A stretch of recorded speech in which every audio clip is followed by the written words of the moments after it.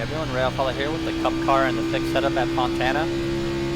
Coming to turn 3 on our warm-up lap. Got a nice wide arc. You actually have to brake a little bit with this car here. Not much grip and not much aero drag either. Aggressively on the throttle as soon as possible. Go up to the wall and then down to the white line to take the green. And all the way up to the wall right here. Checking up on the hot lap, you'll be checking up right at this caution light. But you can use that marker as a good point to start thinking about braking, because you'll have to use a little bit of brake here.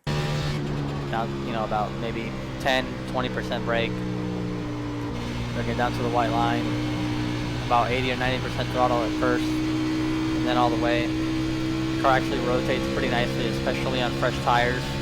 It will tighten up a little bit later. It will also tighten up if you overdrive the entry like I do right here. I pretty much just missed the bottom. You can see the car. I should be more aggressively turning left into that corner. There's some bumps right here, and I will hit them right there, and it'll just make my front end skip, and I'll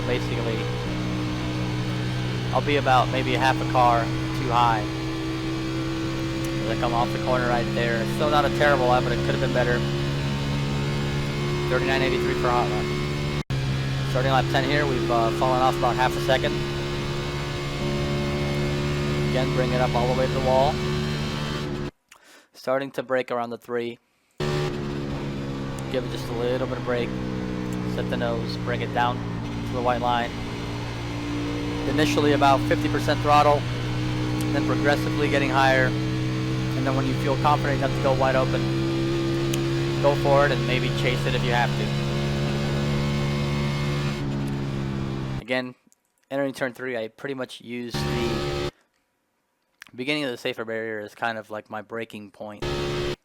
That's where I start lifting, and then give it a little bit of brake, bring it down to the white line, and then as aggressive on the throttle as you can possibly be. Right there, I actually got a little bit loose, but it wasn't too much. As you can see, if you only have to correct about maybe a little bit to the right of center, that's not too bad. But if you're having to bring this red marker here all the way to the right, or if you have your steering wheel off, when I'm actually driving, I have my steering wheel in the game off. But, you know, essentially just imagine this being, you know, the wheel that you're holding. If you have to turn it kind of over here, that's just too much wear, too much load on that right rear. And even if you don't spin out, it'll put too much heat on that right rear, and it's not good. It's not good for the life of the tire for the rest of the run. But right there, I only had to correct up to maybe the center, a little bit past center, and it wasn't too bad. Starting lap 20, second and a half of fall off so far, running 41.3s. Again, braking at the 3 marker. Not as aggressive of an arc as when we had fresh tires, because we don't have the front grip to make that wide arc and turn it all the way to the bottom. So you have to enter the corner a little bit more aggressively just so you hit that apex. Quickly going down the backstretch.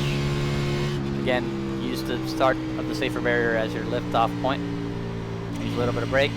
Keep it as close as you can to that white line.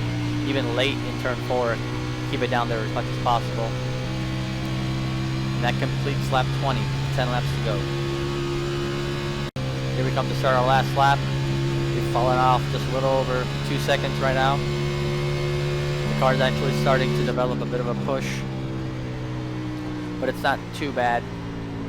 Again, bringing it down all the way to 148 miles an hour, and still you can't get on the throttle all the way initially because the rear tires will light up. Bring it down the backstretch. Not much drag on these cars, so you're still going over 190 into turn 3. Using about 50 to 20% brake. Down again to about 150 miles an hour. The rear end can step out a little bit right there, but it's actually pretty neutral. And bring it to the line. Complete 30 laps at 41.96.